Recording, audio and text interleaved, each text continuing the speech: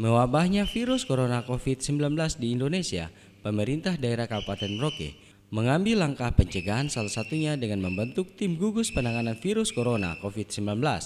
Wakil Bupati Merauke memimpin rapat koordinasi pembentukan tim gugus penanganan virus corona di Aula Kantor Bupati Merauke. Masyarakat Merauke diminta untuk tidak panik dan tetap menjaga kebersihan seperti rajin mencuci tangan, menghindari keramaian dan menggunakan masker sebagai salah satu pencegahan penyebaran virus corona COVID-19. Kematian dari COVID-19 ini sangat kecil. Nah, sekarang orang bukan berbicara tingkat keamanannya, tapi orang berbicara pemikiran orang itu sudah terkontaminasi dengan situasi yang terjadi baik di media, kemudian di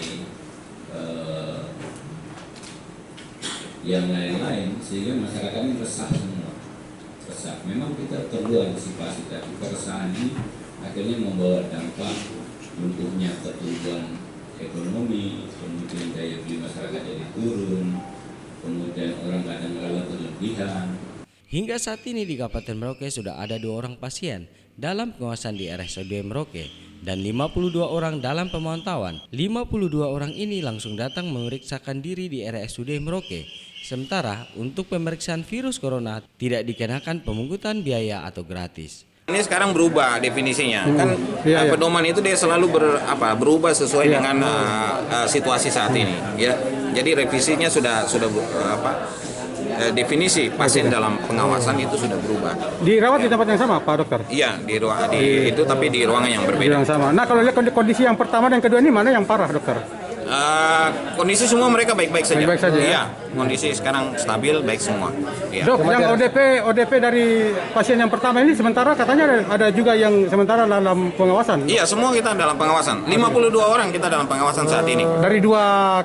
Dari tracing yang pertama. Oh gitu. Dari tracing yang pertama, yang kedua ini belum. Dari tracing yang pertama, dari PDP yang pertama saja kita tracing kontaknya sekarang yang kita awasi, kita pantau ada 52 orang. 52 orang. Ada keluhan-keluhan yang 52 orang ini, Dokter? Selama ini tidak ada karena saya dilaporkan terus secara real oleh teman-teman dari puskesmas. Ya. Dok, ini kan rumah sakit umum daerah kan jadi rujukan untuk 3 kabupaten pemekaran kita. Nah, apa yang sebenarnya yang kurang di rumah sakit kita ini, Dokter?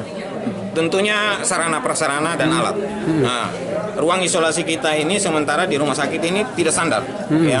Jadi kemarin kita sudah bicara dengan Pak Wakil, ada Kaban Keuangan, ada Ketua DPR untuk kita rencana mau revisi RKA yang khusus dari DAK itu, karena memang ada petunjuk dulu dari Kemenku bahwa terkait dengan COVID itu bisa kita revisi di tingkat daerah untuk menunjang kebutuhan terkait dengan penanganan COVID di daerah. Dalam situasi bahkan sudah sudah ada dari Mendagri juga sinyal-sinyal bahwa APBD bahkan bisa direvisi.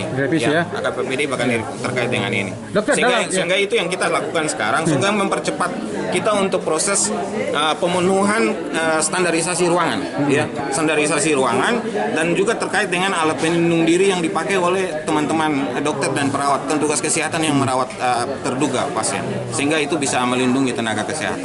Dan ketika mereka mulai tahu itu kenapa mereka mulai aware, saya pernah ketemu dia gini, saya mulai, mereka langsung mulai melaporkan diri. Nah, tambahan ODP tadi malam ada 6, itu karena seperti begitu, karena mereka udah tahu pasien satu ini, mereka datang sendiri ke dokter untuk melapor untuk diperiksa, jangan-jangan mereka. Nah, makanya nanti gugus tugas ini terbentuk, kita akan membuat rekomendasi apa yang dia harus lakukan, termasuk yang saya sampaikan tadi, ketika sudah ada perubahan situasi seperti begini, harusnya kita jangan tanggung-tanggung. Yang datang dari Jakarta, dari daerah wilayah yang tadi saya sebutkan sebagai terjangkit, itu harusnya mulai aware, mulai sadar sendiri dan isolasi diri. Gitu.